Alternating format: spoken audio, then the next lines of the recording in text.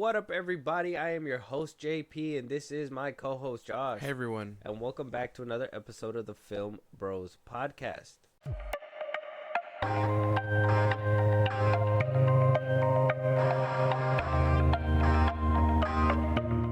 Oh, we're back. That was dumb. Dude, I fucking suck at it. Omega. Oh, we're jumping into this episode now. I'm doing my best here. It's a unique thing. We gotta wrap it up. Guys, welcome back, and as always, thank you for listening to another episode of the Film Bros podcast. I gotta say thank you after putting you guys through that beginning right there.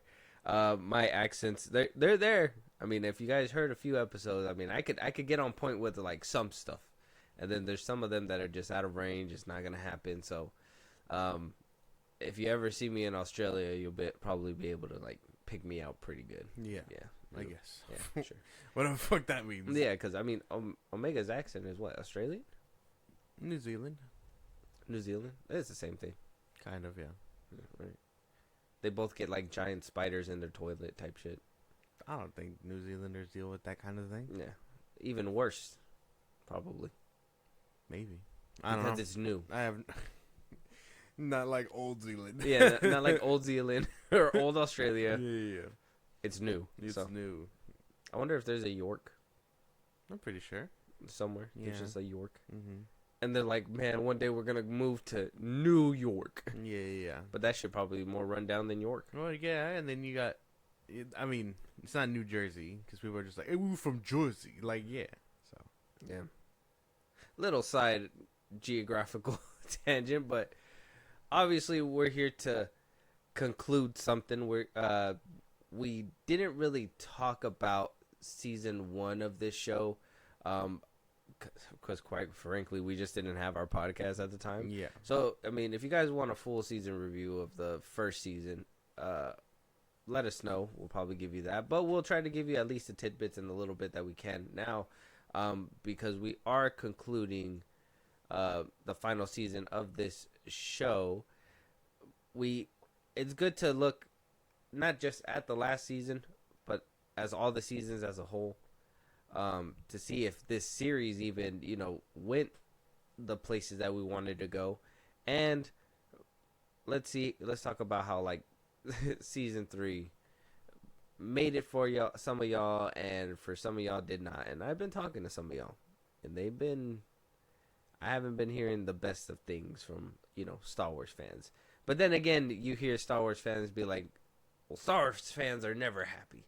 So it's like, that's true too. It's kind of torn down the middle. But Josh, let them know what we're reviewing today. And then, we'll move forward. We are reviewing The Bad Batch Season 3. I thought that the end of the war would mean an end to losing more of our brothers. But I was wrong. We can't just walk away. Not with the Empire imprisoning the kid. Secure her in a cell. Omega's been waiting for us a long time. Our mission is not over yet. Yep, The Bad Batch. We got D. Bradley Baker. That's all the co-starring D. Bradley Baker with D. Bradley Baker and some more D. Bradley Baker. Created as like a cousin or like a direct sister, or maybe just like I don't know, maybe like a cousin to the Clone Wars. We did get that backdoor pilot with season 7, right? In that whole arc with the Bad Batch. Yeah. Where they gotta retrieve Echo or something. Nobody knew that this was gonna happen, that it was gonna birth and spawn a show all centered around Clone Force 99 and their defectiveness and how that makes them better, and basically how to survive in a changing galaxy as well. What a ride, what a journey. Before we start breaking down the whole, at least talk about the third season, I want to talk about it as a whole. And as a whole, if you remember season 1, 2, and 3, uh, how'd you feel with the finale?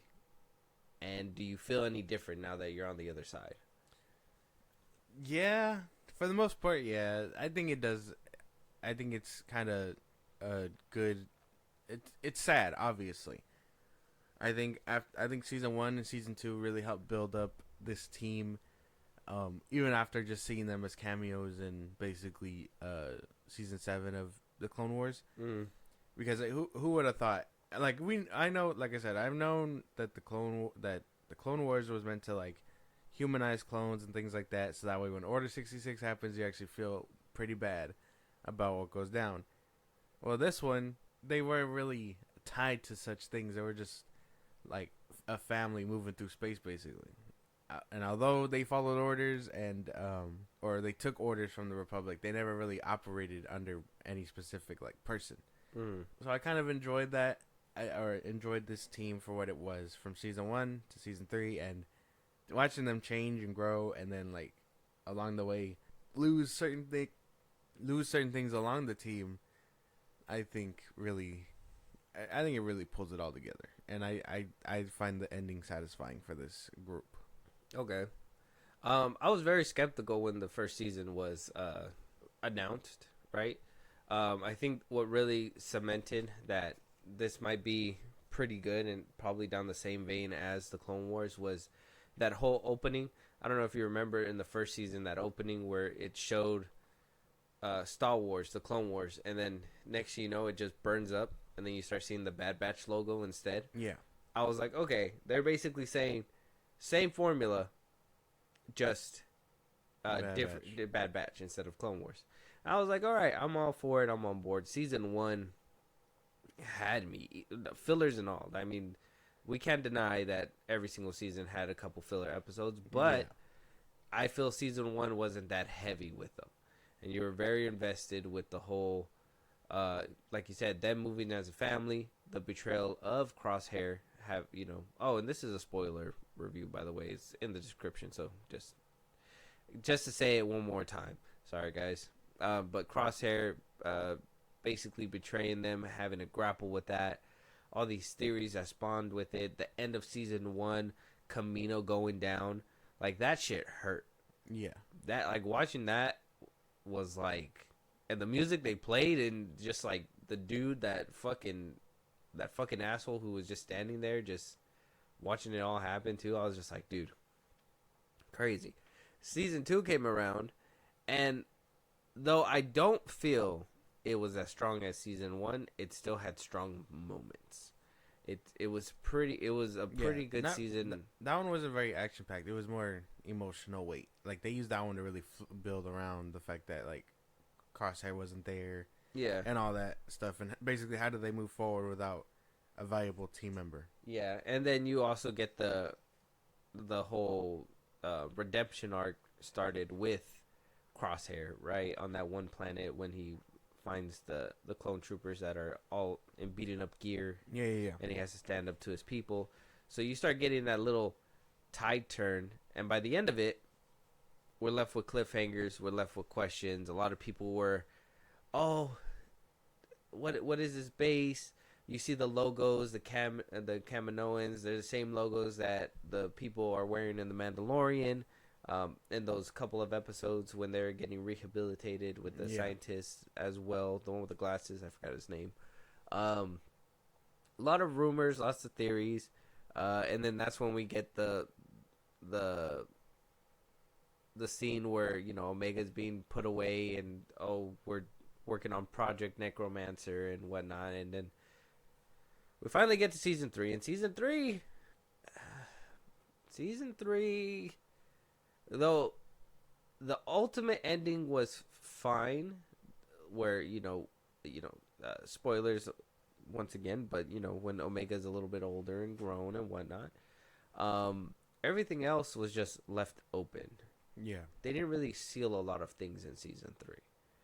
So if I thought season 2 was weaker than season 1, then I must admit, even though there is some emotional beats that really do hit in season 3, it's not as strong as the first 2 seasons.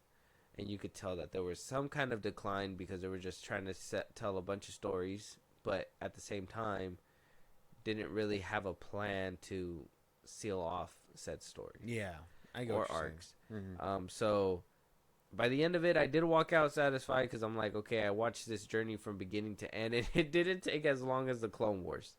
It didn't take as long. Like, I've been waiting for the fucking closure on the Clone Wars book for years, and when we finally got that, back in 2020 or 2019 or whatever, like, when we finally got that, I was like, yes, finally. Like, since a child, I've been waiting for a closure on this show, and then so this one, not having to wait so long, but it not being as strong as basically what happened at the end of the Clone Wars. It's not. Yeah. It wasn't what I was expecting, for sure. I guess that makes sense. But, I mean, I kind of enjoyed that it didn't take that long. And, I mean, we got really good animation out of it. Like, they perfected the fuck out of this little animation style that they got over here at Disney. Or for the Clone Wars, anyway. Mm-hmm. Like, I hope every project going forward is just this. Like, Yeah. It's not Rebels, or they don't try to experiment anything else like that. That it's just this animation for every little thing. Dude, season 3, if anything I have nice to say is that the fucking, like, the backgrounds, the certain scenes, they just looked beautiful in that animation. Mm-hmm. The way that they animated it, and, like, what was that one scene? It was when they were in the room and they were getting ambushed, and then a grenade rolls across. Oh, yeah. And then the flame just ignites it. Shoots it. Yeah, and I was just like, whoa.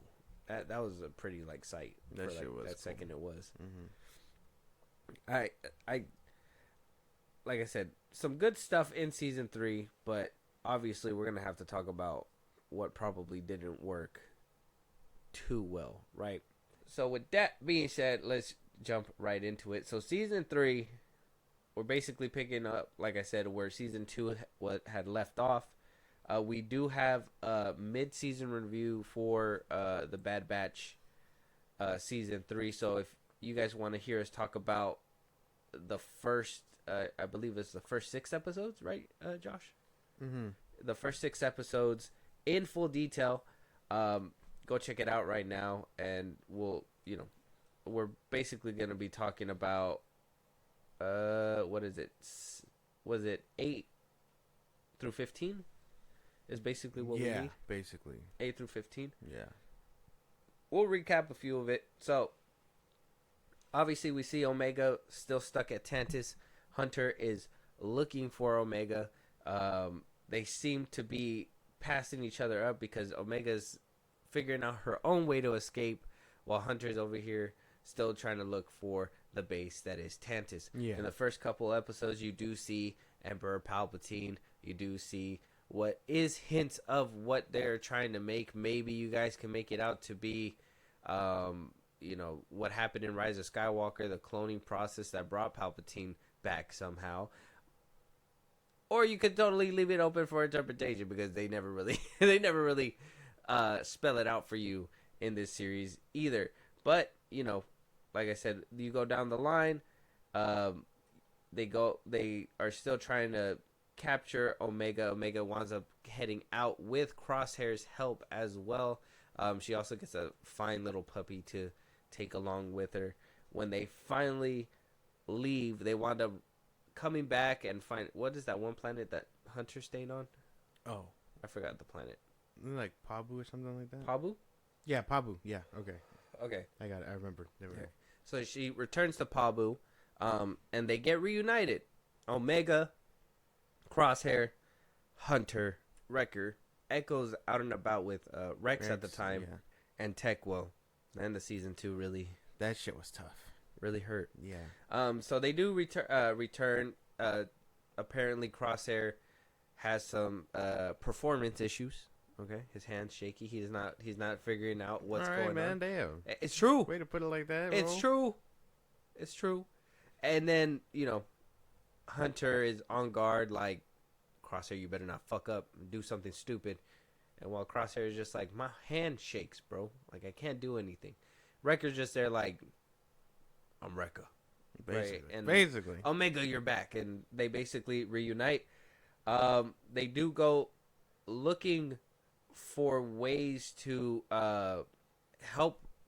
I believe it's help Rex to find clones, right? No. What do you call it? Where were they on that planet? On that gray planet where they are forced to work together?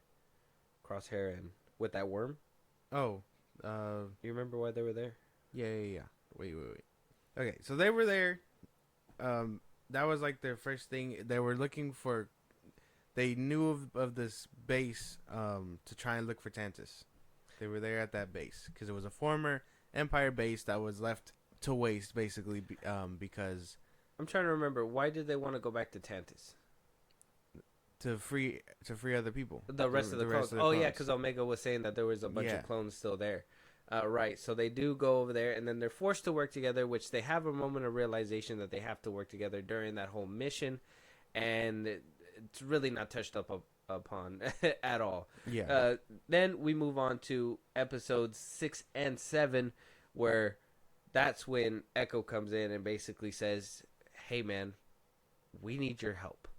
And Rex needs your help to help liberate, and also Rex may know where Tantus is at the same time. They wind up going. They meet up with Rex. They're at a facility, and then they are just completely ripped apart by a masked mercenary that works for the Empire that you may have theories on, and you may think you know who it is. But let me tell you, by the end of this season, they basically say, fuck all that noise. He's nobody. You know. He was very mad about that. So you basically get through that. You see a brief glimpse of Wolf. And then they're off to the races. Omega and them head back to, what is it? Poble? Pabu. Pabu? They go back to Pabu. And, that's basically it. That's basically all that happens. The with 8 and 9, or with 8, Bad Territory, desperate for intel, Hunter and Wrecker track down a dangerous bounty hunter, which I'm assuming was That was after Omega already got captured. yeah. She got captured on when the base was hit. Then they got separated. She gets attacked. No, Bad Territory is the one where they gotta go. They're trying to find answers for the M count, so they go to Fennec. It's the filler episode. They go to Fennec. They leave behind Omega and Crosshair. Oh, while they're trying to look for answers to Tantus. And Omega tries to help. And we're on that whole Crosshair. side mission Yes. of just nothingness. Yeah. And Okay. Omega is trying to help Crosshair come to terms with his little quote-unquote performance issue. Yeah, and then we get episode 9, The Harbinger. The Harbinger. We see the return of Ventress. Yes. In this one. She tries to train Omega because she has a high M count. Yeah. Which could mean she's force sensitive, but we don't know. We actually don't even get a follow-up to that episode, so that's hilarious. And then we go to episode 10, Identity Crisis. This is when Emery. Yeah, she's basically conflicted she's on Nala helping she ends up taking Nala Say's whole little operation as head scientist. Yeah. And then this is where she starts to get. I mean, I figured she was conflicted since we seen her in season 2, or there was kind of hints of she was gonna end up betraying the Empire, but she basically sees all the younglings that have the high M count and decides, hey, maybe this isn't for me, because they're experimenting on children. Mm-hmm. Number 11, Point of No Return. The Empire, with the help of this nobody clone, his name was like X9 or something like that.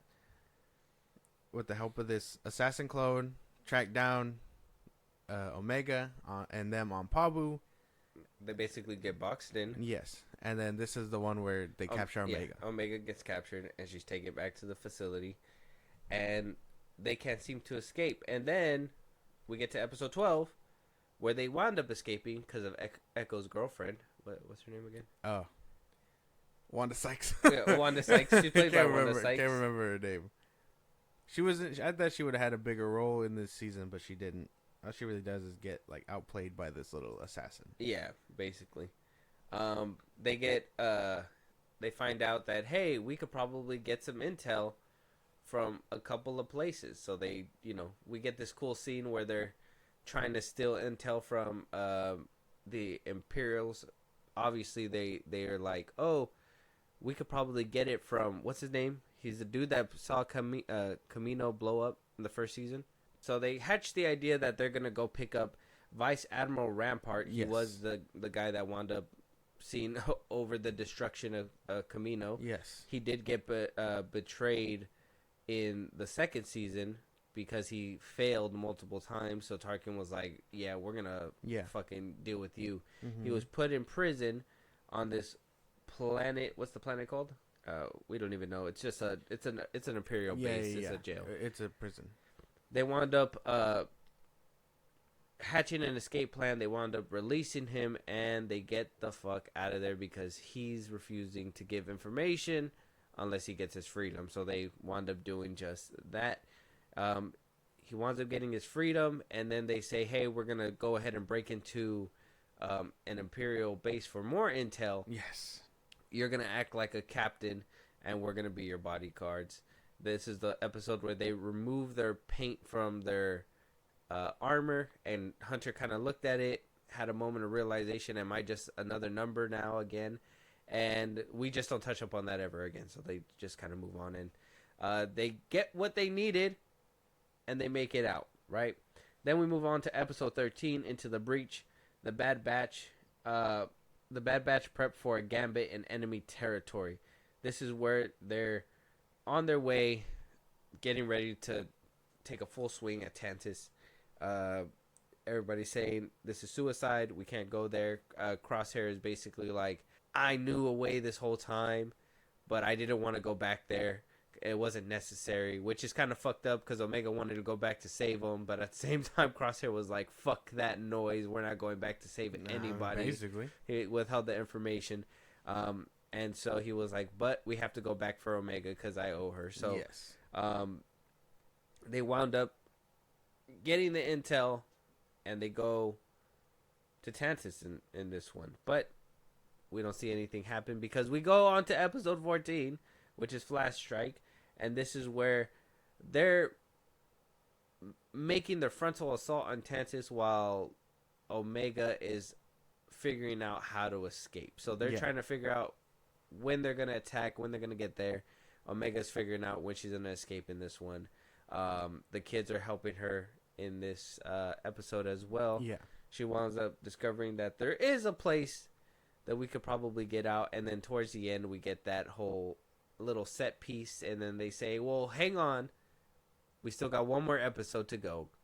So we're going to pause it right there. And then we go to episode 15. The cavalry has arrived. And this one's the longest episode, I believe, in this season. It's about almost an hour. I think it's like 50 minutes. 50 minutes. You basically see everything go down. Omega's making her grand escape. She's helping out the boys in the best way that she knows how. She releases the Zillo Beast that we found out in episode 14 that they were hiding in there the whole time when Omega was scouting her escape route. The Zillo Beast goes to town on the base, and while the Zillo Beast is going to town on the base, they figure out that that's their way in. We see Hemdall hatch out even more clone maskless figures or faceless figures. Yeah. They put on their helmets. They basically look like the Bad Batch. Yeah. But for some reason, they just refuse to elaborate on it. Yeah. The first one that came out of the tube, I was like, big as fuck. I was like, that's Crosshair. The big one is Wrecker. Yeah. I thought they were gonna do something like that and kind of amp it up. Nope, they're just there to basically beat the fuck out of Clone Force 99. Yeah. Like, hey, I'm you, but better because I don't have a conscience. Exactly. But nothing was played upon that at all. And so we go on. We get to the point where they are captured. They're about to. You think all hope is lost. Then Omega comes in, saves them once again. They break free. Crosshair loses his twitchy arm.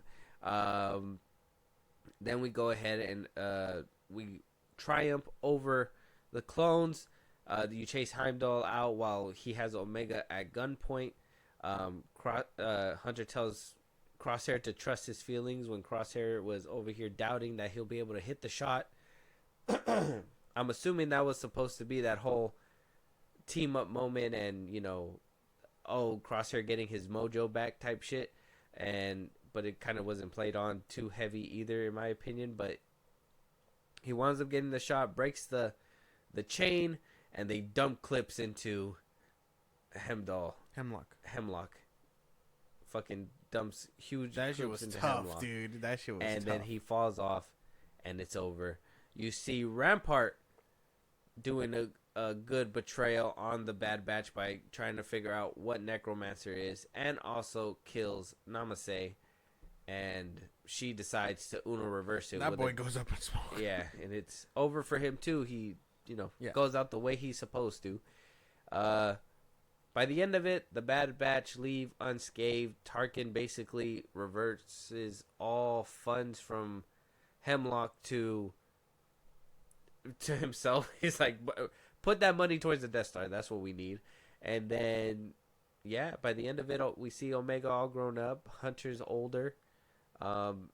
She tells him it's okay. You can rest now while I go out there and fight the big fight that is the rebellion. There's a little time jump, yeah. And that's basically it. They didn't even tell us how long the time jump was. Same shit they did with Darth Vader when he went on that planet at the end of season 7. But except this one, these people are just older. Yeah. You have to kind of assume if there was 5 years before A New Hope or whatever, she was probably part of Yavin 4. So who knows? I think this season did have a lot of filler. You could totally debate me about that, but I mean, for the most part, I enjoyed it for what it was, but I do feel it was kind of rushed that they were just like, oh, we got to wrap this bitch up so we can have another spin-off show down the line. Because, I mean, that's basically what the ending was. Not just for Omega in that little time jump, but also what was going on with Emery, Echo, basically saying that they got shit to be doing. Outside of Pabu, there's still work to be done and whatnot. And like you said, we have no idea what happens with Wolf or Rex or whatever, how they end up on Rebels together, basically. But for the most part, I think I enjoyed season 3 for what it is. I did ask in our Star Wars episode with, shout out to the Force Unscripted. We did put it out before this episode on May the 4th, which was Star Wars Day. So if you missed that, go check it out. I did ask you and them if the Bad Batch had a lot of filler episodes. Like I told you, it was very hard for me to get past. It was episode Before the Harbinger. I think it was the Harbinger. That's the one that put me off, because right before that we had Bad Territory. That's why. Which was the one with Fennec. With Fennec, and she was like, I have your information. You go on this mission to kill this bounty hunter that she wanted you to kill, or this bounty, who is unkillable, and it's been very hard. They do it, and she's like, well, I don't have your intel yet. Winds up going to get the intel. You're left with a cliffhanger, and then right after that, you find out it's Ventress. She's the one who has the intel, and she basically says, you don't want to go there. Yeah. We know that shit, bitch. Why the fuck did you come out of hiding just to say that? And then she goes and tries to find midi-chlorian accounts in fucking Omega, and it's like nothing ever happens. Nothing comes out of that. The only thing that comes out of it is that you find out that Ventress is still alive. Yeah. And that's basically it. Yeah. No conclusion, no nothing. And so after that, I was kind of put off. And so I was like, okay, those two just felt like mad filler episodes. And you know what? I started thinking about it because you told me that episode 11, 12, and 13 were basically filler episodes. And I didn't even think you said 14 was a filler as well. Yeah. I think this show does worse than just add filler. I think that they give you thread lines that just go unanswered. And so it feels like filler. Like the episodes, Nikita said it in a good way. The episodes do push the Bad Batch forward, but all those extra strings that are poking out the side saying like, hey, we also have this storyline, they're saying fuck that noise, we're just following the Bad Batch. So it's like that whole side arc with Captain Rex. What was he doing with Echo the whole time? They didn't even show us I anything. know. They didn't ask too much questions. They were just like, we're just here to do stuff. Oh, they're saving clones. And then you move on and you get that face to face with Wolf and all that stuff, and you're just like, okay, Rex is gonna rekindle something with him, or they're gonna try to figure something out, or nope, don't worry about it because we gotta move on. The Bad Batch is still going. Oh, okay, they're gonna get the information. Okay, we're gonna make it a difficult, maybe a damn near impossible, not really, to get this information, and then you're gonna get a fan favorite brought back to you. All these questions arise: where she's been. I'm pretty sure the people that read the comics are like, is she with that one Jedi still? Yeah. Like, where's he at? Whatever, blah blah. Not answered at all. You get that identity crisis with Emery, which though it is a good story and it doesn't really leave a lot of questions asked. It's just more like, why did we focus so heavy on her and her turn? Is it only because it needed to be done for that main plot point that's going to happen at the finale? It's like, okay, so you only put that episode in just so you can tee up that she's going to be on your side. So it just seems wasteful and like forced in a way. And then you got the point of no return, when you already know Omega was going to somehow get brought back to the Empire. And though it was emotional, I thought that whole episode was actually emotional. It just felt like it was... Actually, I don't have an problem with episode 11. I think that one was actually decent. Yeah. But you're just like, oh, she got captured. So you're like, okay, so they're back to square one. They got to go get her again. Yeah. And I mean, this whole season has been about them trying to get to Tantus. For the past couple of years, it's been about looking for Omega. So it's like, it's taken a while for these guys to figure out where this place is at. And for her to get recaptured and it just happened again it's crazy. Episode 12, they're still looking for Tantus. They go bring back another person who switches sides, only to ultimately set up for a big reveal at the end. I thought Rampart's part in this episode and this season was fine. I don't have an issue with him. I think from the last three, seeing him in the last 3 or 4 episodes isn't a problem because they basically knew what they were going to do with him. You know what I mean? So he didn't seem too crazy. But, I mean, we're still looking for Tantus, right? Into the Breach, still looking for Tantus. Yeah. Still looking for Tantus. Well, yeah. They spend a chunk of the season just looking for Tantus. I mean, even that Snow Planet one, or where they were on that abandoned Empire base, Imperial base, with the worm or whatever. Yeah. They were looking for intel there.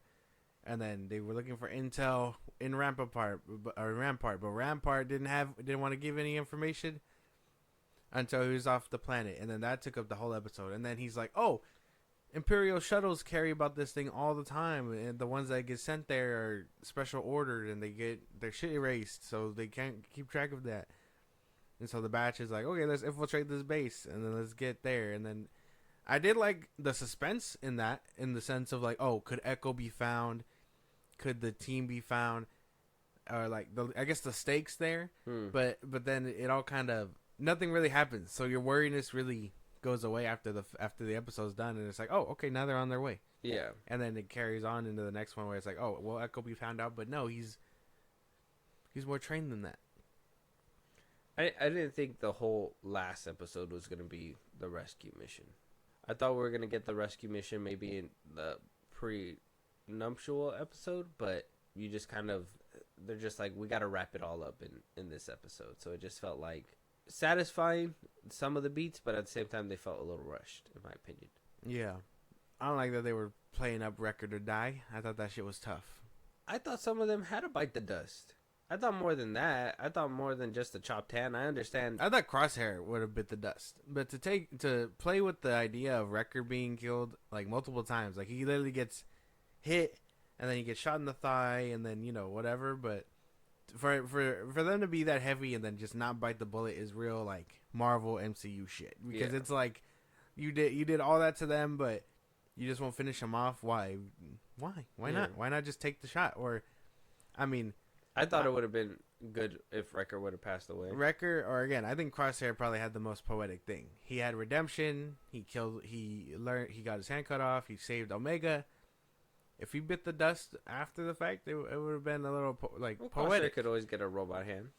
Well, no, but I mean, like, what if that wasn't the only thing? That's what I mean. Like, Yeah, what yeah. if that wasn't the only thing? It he would have still lost? been poetic, Yeah. for sure. I would have said Wrecker because it would have been like two of like the most caring, I guess, on the team. Just basically bit the dust, and I mean, you got the cold and calculated, and then the other one that would do anything for Omega, right? So I like the line that they had in the finale where he was like, he was basically like, the Bad Batch died when Tech died, because I was like, okay, that makes sense. If he was the heart of the operation, the most logical one anyway. yeah, Like I like that line a lot. And then they were like, don't even think about what is it, Clone Plan 99 or whatever they had, which is just like sacrificial basically. yeah. But damn, that shit was cool. Like I said, the finale had cool stuff, and I just feel like if they didn't waste so much time on filler or chasing a planet that you mentioned even in the last episode, Yeah. that if Crosshair knew, I would have been like, okay, because even I defended it. I thought he didn't know. I thought there was enough trauma there to make him forget, or the Empire just erased his memory of it, Yeah. or whatever. But if he knew and didn't want to actively go back until Omega was like back in their custody, then I feel like there should have been something there for him to be like, okay, well, let's go back. Instead of those filler episodes where like they're trying to get like word out and stuff like that, it should have been like if he had PTSD, exploring that PTSD. You know what I mean? Like dedicating a couple episodes on, exploring the dynamic between the Bad Batch, because how do they just accept them returning so easily, right? You would have thought there'd be a little bit more friction, not just, oh, they're staring at you. I know. Shoots a bullet, misses. Like, bro, like there's obviously a fucking existential crisis going on inside of you, so go ahead and just fucking like talk to them, figure it out. Instead whatever. I don't know. We spend a lot with Crosshair in season 1 and season 2. I mean, they gave him a whole episode with Cody. You know what I mean? Yeah. I feel like there should have been like maybe if it was just between the Harbinger or a little bit more in that Fennec episode where it shows him just trying to acknowledge the trauma and move forward, not just meditating, quote unquote. Then it would have been a little more poetic, him getting over it or something. Mm-hmm. And then maybe losing his life or something. Or like I said, if Wrecker would have done it, it would have been like, oh, it was really just a Crosshair and Hunter feud, and the teammates got hurt in the middle of all that. That would have been kind of hard hitting too. You know what I mean? So it's like they could have done so much, but they just kind of, in my opinion, they went straight forward and left a lot of plot lines in. Because I mean, if you're gonna show Hunter old, fucking go balls to the wall and give us Wrecker and fucking I know Crosshair you too. might as well have done the whole crew at that point. What, she doesn't give a fuck about them? Yeah. Didn't say bye to nobody else. Right. But fucking, what's his name? Insane, dude. Yeah, there was a couple of things with that one. Damn, I feel like we just really started with all the the bad stuff. Well, it started with the filler, right? Yeah. But do you kind of agree? Like the episodes weren't really so much filler; they just had a lot of unattached, or I guess unresolved, things, or I guess some things were effectively done. It's hard to pinpoint every single thing without you know what I mean, without having to like be nitpicky.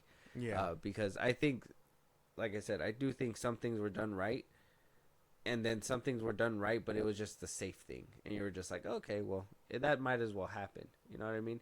Like, we're recording this a day after that episode dropped, dude. Like, no noise about the Bad Batch, no noise at all. Like, I'm hearing all about X-Men, Yeah. but nobody's making any noise about the Bad Batch, because I honestly believe that everybody just thinks the same thing. It just played it a little safe. It just played a little too safe, and you're just like, this was what's gonna happen. This wasn't like Tech giving up his life in season 2. Yeah. Gossip, basically.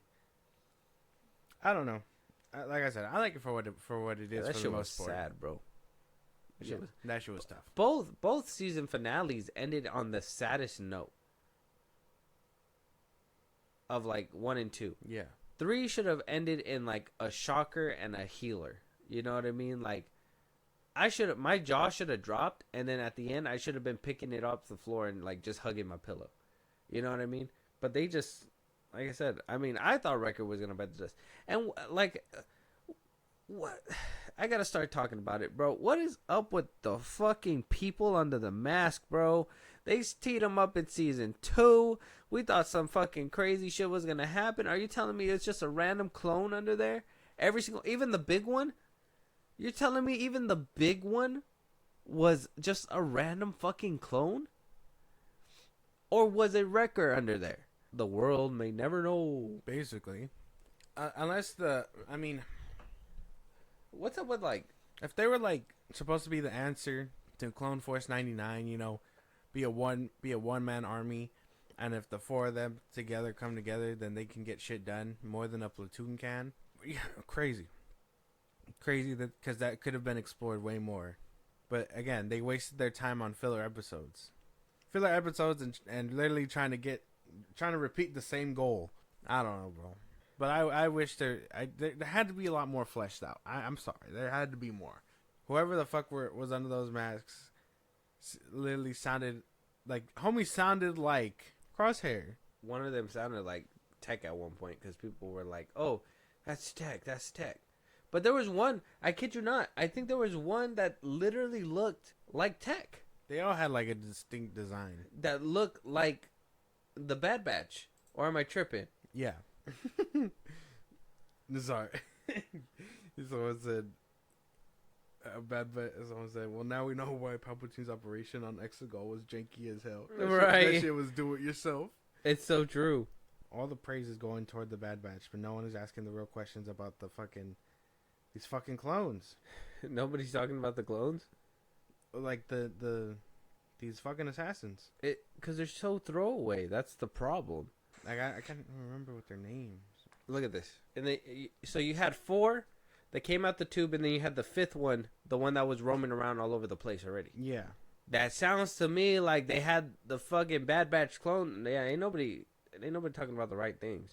Okay, yeah. So they're just CX2, and Scorch, also designated as Clone X Troopers or CX Troopers, or specialized clone troopers conditioned by the Advanced Science Division of the Galactic Empire. During the process, their identities were erased and underwent programming to be fanatically loyal to the Empire. Clone assassins were monitored with enhanced tracking to ensure they completed their missions without fail. So yeah, they were just extremely conditioned to basically be fucking A1. But I think that's the thing. Like they walk and talk. That should have been something like the Bad Batch. That should have been something teed up though too. It should have been like a hint. Like, okay, I mean, is that what they were hinting at when they walked into the room, in the red room? Because Omega was like, I'm gonna show you what we've been doing in here, Omega, and he like walks her in there, so she saw what was in there, but she didn't say anything. Or am I tripping? Oh yeah, something like that. Yeah, and these clone assassins. He just showed him the clone assassins. Yeah, but she didn't say nothing about it either. Like, oh, they're cloning you, or they're trying to make another one of you, or something. Like, that's the whole thing. That was the whole point. Yeah, nobody even said anything about it. I don't know. That shit's crazy. Animation was gorgeous, though. It's not enough. Yeah, it's not enough. Because I like that sequence. Omega not being, not following up on Omega being force sensitive. Tough. Why isn't that being explored? She'd effectively be our first canon clone Jedi. Why isn't that being explored? I have no idea. If Anakin learned when he was 10 or 12 or whatever, she could probably learn as an adult. Luke learned when he was an adult, right? Yeah, but then if she's a clone with the Force, wouldn't that just... And she's joining the rebellion. She's going to do worse damage than what fucking Ezra Bridger did. That's right. Fuck him. Drive-by. Random ass drive-by, yeah. Bro. Oh, yeah. But she'd be the first clone Jedi. That'd be cool. Disney sure knows how to fumble these regular ass troopers as Jedi shit, bro. My thing is like, how did we get such a fitting that's what I was thinking, man. Like, we get season 7, fitting ending, conclusion to a whole series. Season 1 of the Bad Batch, fitting end to the season, and to make us look forward for more. Season 2, even better. They doubled down. They said, hey, your group isn't safe. And then we find out in this season, actually, everybody's safe except for Tech. He was the only one that was like, we flipped the coin and he was the one. Basically. My thing is why? Like, why now? Why would, yeah, I mean, I guess that is the real question now. Like, why did Tech have to bite the dust? If all of them could have made it. You could have written a way for them to make it. Shit's crazy. I do like that little, she has his glasses. Yeah, I think that's sweet. She really did get to go back to Pabu and get him from that girl that she let him borrow or whatever. Yeah. It's like she's always carrying a piece of him with her. And to be fair, she was the closest to him, like as a I guess sibling wise. Mm-hmm. They gave him a lot of development. We should have known he was gonna bite the dust. No character gets that kind of development and then lives. Like that's just show 101 at that point. Yeah. Crosshair. No Tech. Oh, Tech. Yeah, but Crosshair too at this point. Well, the way I see it, it's either you get redemption or you die. If you manage to get redemption and then die, oh boy, you got to be hated by the motherfucker writing you, because there's no way. No, that would be poetic. A redemption arc and then death after that. It's like you did your part. You got to live with what's coming. Peacefulness. So you don't like the end of Rise of Skywalker? I do. He had a redemption arc and he died. He wasn't supposed to. He died for Rey, which again I can enjoy, but I mean it is what it is. I feel like I got you. I feel like I got you with this one. Never. I set a trap I didn't even know I set. That's crazy. Stupid. I didn't even know I said it there. Yeah, man. Fucking character wise, Omega. I mean, who got the most growth this season? Was it Crosshair? Crosshair again? No, because he didn't even get to resolve any of his issues. I don't think anybody got any really like development this season. Emery, for some reason. Hemlock? Not Hemlock. Emery. It'd be Emery the most, right? Emery. I think in the 4 episodes with Rampart, I think he went from evil villain to friendly sidekick to little bitch in the forest. And then, bro, I couldn't take his scream, bro. The way he screamed like a bitch, bro, and ran was the funniest thing in that show. I was like, how did this dude who fucking looked over Camino getting blasted on turn into this straight pussy in the forest, bro? That shit was crazy. That shit was crazy. I'm sure if you put Hemlock or Tarkin in that situation, they scream like a bitch too. Yeah. Fuck. Nah, man. Stand there like you stood over the ashes of Camino, you fuck. Nah, bro. Yeah.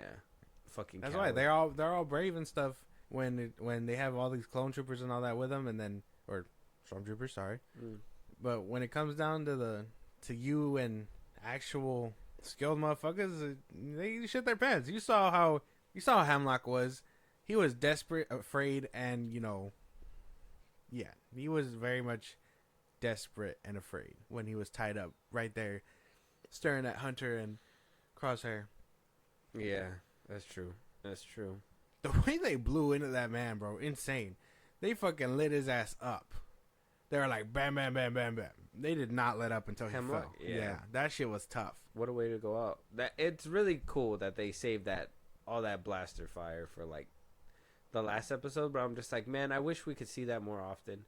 Like, I get kids show, but I mean, even in the Clone Wars on Cartoon Network, we would see hella clones get blasted on. At least 6 a season. You know what I mean? Like, or you know what, even more, because when they would have like fights with the Geonosians and shit like that, like we would see a lot of clones bite the dust in an episode. And in this season, like, it always felt like they would always want to just stun them. And I would understand, like, yeah, sometimes you don't want to kill your brothers, but if it's you or them, you know what I'm saying? Like, they picked their side right now. Yeah. And you just got to do what you got to do. And then in this episode, they were just like, fuck them. They shot everybody. Yeah. They did shoot everybody, yeah. It was, I mean, well-deserved, I guess. That shit's crazy. Tarkin showing up was cool. And I told you, yeah, he would probably show up and just, like, say, fuck all. And give just whatever the fuck Palpatine was trying to do here. Let's never do this again. And then he said, let's just put this all into the Death Star and let's roll out. Project Stardust. He said, "Man, this boy was taking up too much money in this bitch." Yeah, all for it to fail. There's a Zillow Beast out now. I know. Ain't nobody worried about this yeah. motherfucker not in his own ecosystem. Like, you're gonna do real damage on this planet. Yeah, but Target's like, that's not our problem. And he was a baby, right? Yeah, the Zillow Beast. Yeah, that boy gets huge enough to fuck with Coruscant. That boy gonna thrive on this forest planet. Well, I mean, he's like, we got a bunch of animals there. I wonder how it's gonna procreate. Oh, I don't even want to think about that, bro. A fucking giant Zillow Beast is like, what the fuck is that coming down at me? That's a problem left undone. So Omega probably had the most development. I'd say Omega. I mean, she was the first person we saw, and then we get to the point where, at the end of it, she's not this reckless kid, but, a grown adult who's took in all of the teachings, and now she's going to fight for the rebellion. Basically. I guess I'd give it to her. Her and Marie, like I said. Okay. And then, we talked about the plot of this whole season, and that's basically trying to get to Tantus. That was the whole goal. There was a lot, yeah. Other than that, the arcs, like I said, some were left open, some were closed, and then, the ending was the ending. Like I said, the little time jump thing was sweet. It was nice. It was good to see. Hemlock dying, I was like, okay, cool. I'm glad, he went out, and the way he went out, pretty gangster. Pretty shit, fucking shit, dude. Pretty gangster. So can't really be too mad at those things. It's just more, we should have probably been able to sit with that a little bit more. You know what I mean? Done something that hit a little bit harder for that ending to sit a little bit more. You get what I mean? Yeah. Higher shock value for a better rest at the end. You come off the edge of your seat and now you're chilling. I thought the ending was sweet. Yeah, for sure. Since this is the last season, let's rank the season first before we talk about theories and stuff. From 1 to 10, give us the brief synopsis of what you thought about this season. Yeah. And 10 being the best, 1 being the worst, 5 being in the middle. What did you think about season 3 only? I liked it for what it was. I think from the beginning to end, there was a really good amount of things here. Do I hate filler? Yes. I think filler kills everything. I watch shows all the time. Like, there's not a time where I'm not watching something either comic book related, Star Wars related, or whatever. A show like this having filler is crazy, especially when you're only getting 3 seasons and you're only getting a certain amount of episodes to wrap it up. If you're not gonna get another season after the fact, you gotta hit the gas, bro. There should be no filler. But the animation is beautiful, not enough to carry it all the way up, but just enough to really make it enjoyable. I think if I were to watch all 3 back to back, I'd definitely get a more hard hitting score. But on its own, I gotta give it like a 7 out of 10. Okay. Is that I don't think this season really had heavy filler. Maybe like 2 episodes I could say were pure filler, but I do think there was a lot of loose ends and a lot of questions. Like, I left this season asking more questions than answers, right? And this is supposed to be the last season where you give us all those answers so you can be satisfied with the end result. I just couldn't do that, especially when you put too much into it. I did enjoy, obviously, seeing my favorite characters back. I was really hoping that we were going to see them grappling with the loss of Tech a little bit more, but we really didn't, we didn't see that. It was just more of a, he's been gone for a while, so we kind of moved on already, but I would have liked to have picked up and seen what they were feeling when that happened, because, in the moment, they couldn't, grieve or anything, because, the mission and whatnot. Yeah. But after the fact, like, why couldn't we have sat with them and mourned the loss of Tech, The only one that it affected was Omega. Yeah. And that's maybe because, the Bad Batch has seen their brothers die and stuff, or maybe they just never fit into where it mattered to see a clone past. So Yeah, the but- fact that it happened to their own probably Exact- could have hit harder. Yeah. But maybe it's just because seeing them die is just another day for them. But I don't know. Nah, but I mean, that being one of your people, you know, another clone is another clone. I mean, they would even kind of discount them and be That's like what I'm saying. the regs and shit. But this one being within their group, they've been on multiple missions. They've never been hurt, died, anything like that up until this point. That really should have affected them and played with their mindset just a little bit, you know? Yeah, But we didn't really explore that either. no, so that was Time kind of- jump to deal with no consequences. Time jump. Exactly. And so we had to deal with that, and, you know, I don't know. There was a lot of things that I wish were answered in this season. Not the strongest season. I do think it goes, I think 1 and 2, I got to do a rewatch, but 1 and 2 could probably fight for it, and then next one, and then maybe season 3 being my last one. So with that being said, rating the whole season, I would have to give it like a solid 6 out of 10. Yeah. The finale just didn't stick. Not it stuck the landing, but it was wobbly. You know what I Yeah. mean? Like it wasn't a confident stand. Yeah. So yeah. it was like one of those like, hey man, I don't know, did I do it? Did I not? And then as a series, now that we're getting to it, it sucks that we weren't able to do a season 1 review. But I mean, if you guys want that, let us know. We will do that. We'll also cover the Tales of an Empire. But as a series, Josh, I mean, better than the Clone Wars, worse than the Clone Wars. Not better than the Clone Wars. The Clone Wars was such a beautiful masterpiece, masterpie, that whole show. Because even the filler, for the most part, you know, it was like enjoyable. You know what I mean? Like whenever they went underwater planets or whatever, when you were checking up on what the droids were doing or what senators were doing, a lot of it was mostly interesting. And again, it all supported the fact that, hey, it's all gearing up for this big war between the Republic and the Separatists. The Bad Batch I did like, and I think I like it more than Rebels. Rebels has a lot of good stuff in it, but More filler. Not as much like crisp animation or anything like that. So I think the whole show kind of blows that show out the water. I think Rebels has more episodes that don't make sense than episodes that mean something. So, at least with the Bad Batch, they try to give you something compelling, and even scenes like that where they were, you know, fighting with the two fucking Land Rovers from the Clone Wars, like that scene was cool in season 3. Like the animation just got perfected. It got perfected. So, I mean, I don't put it over the Clone Wars.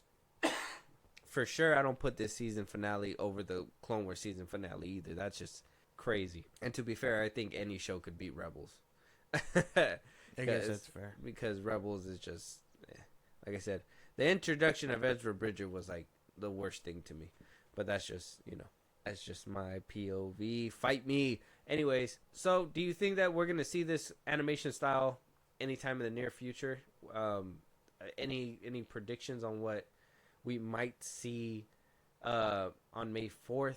Are we gonna get some new shows? Obviously, we got Tales of an Empire, like I said, that we're gonna check out and we're gonna talk about on one of these episodes. But besides that, do you think anything else? And if so, what do you think? Well, I know the animation style is gonna stay around forever. I think they really perfected it. They wouldn't have spent this much time perfecting it if they weren't gonna keep it. Like, I think we're gonna see it for every animated project going forward. Tales of an Empire, Tales of the Jedi had it.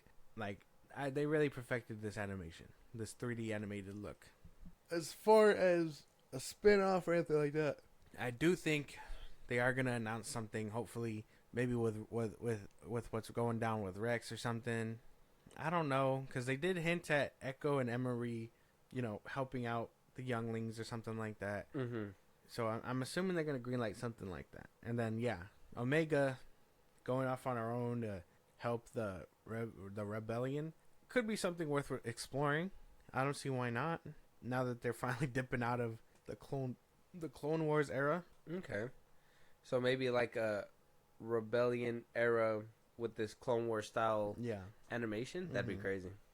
That'd Like be an crazy. X-wing and Y-wing in this animation would go fucking hard. Would we see a show, Clone Wars animated show of a young Luke Skywalker? That'd be boring as fuck. Or right? not? No, sorry, not a young Luke Skywalker, but a Skywalker. Yeah, well, yeah, young, but like in his prime, I could see that being the thing. like after Darth Vader, or yeah, Darth Vader and the Empire is defeated. Like see him, building his, his own Jedi temple, doing the things that he wants to do. Helping the basically helping the New Republic be built. Until he went into exile, obviously because the sequel trilogy says that. No, I don't think he helped with the Republic's rebuild. He just Isn't that what really- Leia said? That they kind of were helping, and then when he was also helping with the Jedi Temple, like rebuilding the Jedi, that's when Well, he we had that know- issue with Adam Driver's character. Well, no, because we know when he's on, we know in Mandalorian he was basically just building his temple on that planet. Yeah, by that time. But the Mandalorian was set a few years after. You know what I mean? Because he had to help Leia rebuild for a second, and then you know what I mean, and then go off and depart and do his own thing. I'm pretty sure they helped out for like what was it, like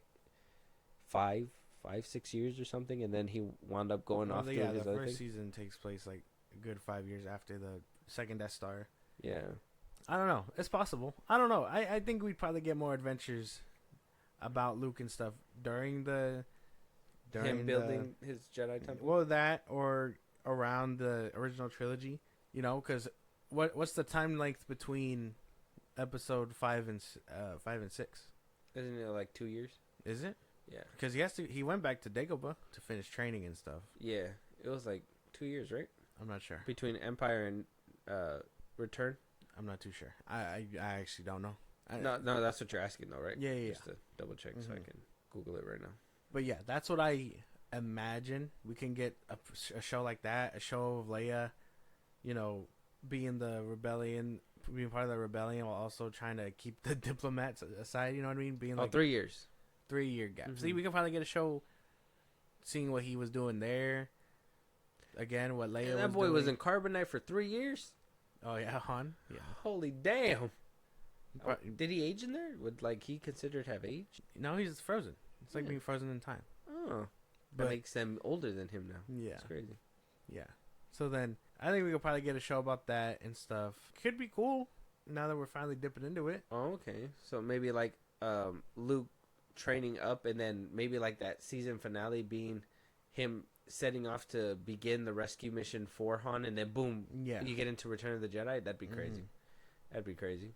That's a cool pitch. I don't know. Hire us, Disney. I think I think there's a good amount of stuff that they could do for I'm- the original trilogy without touching it too much. I guess Okay. just fill in the gaps like they were doing with the Clone Wars. Yeah.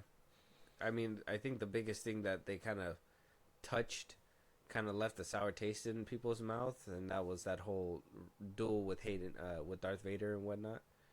I mean, obviously people made some excuses, like, obviously it was like, what are they saying? Oh yeah, you're ruining A New Hope because they said the last time we met and the last time they met was supposed to be on Mustafar, blah blah blah blah, and then you have other people that are like, well, it's never been specified when was the last time they met. They could have had a rematch and then found out like, hey, this is just not gonna happen. Whatever, Something blah, blah. like that, bro. Yeah. Jumping hoops. Yeah, it's just it just causes divide. Yeah, but I don't know. It could be something worth interesting because as much as we know Dave Filoni loves the Clone Wars and stuff, I think story wise we've kind of hit every piece. I think we finally have it covered. This was basically the entryway into the Empire. Basically, unless they're gonna go at it at a different angle and show Jedi, we're gonna get a Ventress spinoff. Ventress. We really, I don't know. Weaving through the galaxy, the changing galaxy. Yeah, I wouldn't want. Dead ass wouldn't watch that. She's cool, but she's not cool enough to carry her own thing. You know Her what I own mean? show. Okay. Even now that she's like a badass who can stop big ass animals in No. the ocean. Yeah, no, definitely not. Okay. I mean, nobody thought the Bad Batch would have done it. Look at them, 3 seasons in, declining, but they did it. Mm. They did it. How? I think that's basically it, right? I mean, we've gotten through this season. Are we gonna see them again? I mean, will we get a spin-off show of Omega joining the rebellion? Would that make any like big canon issues? Like I said, I'm thinking think so. if she's force sensitive, which it doesn't seem like she is, and they're gonna play on that, so it shouldn't matter. But I mean, an Omega show, her helping the rebellion, you meet Leia along the way, Luke, they go on missions, do all kinds of stuff like that. That'd be crazy. Yeah, but I'm not sure. Like, who's to say that the rebels didn't run into her at some point? You know what I mean? Who knows? Who knows? I don't know. That is up for Filoni and the Star Wars gods to determine. Well, let us know your guys' theories out there. When do you think we're going to see this next Clone Wars animation? I know that when this episode releases, it'll be after May the 4th. So hopefully we get some good announcements there. And shit, we'll hopefully one of our theories is correct. I'm hoping maybe... And I think it'd be cool to see a Clone Wars style animation like Luke or, you know, the rebellion and shit like that. That'd be cool. Tales of the Rebellion. Come on now. Yeah, that'd be cool. It's right there. I mean, imagine seeing the walkers in Clone Wars animation. That'd be cool.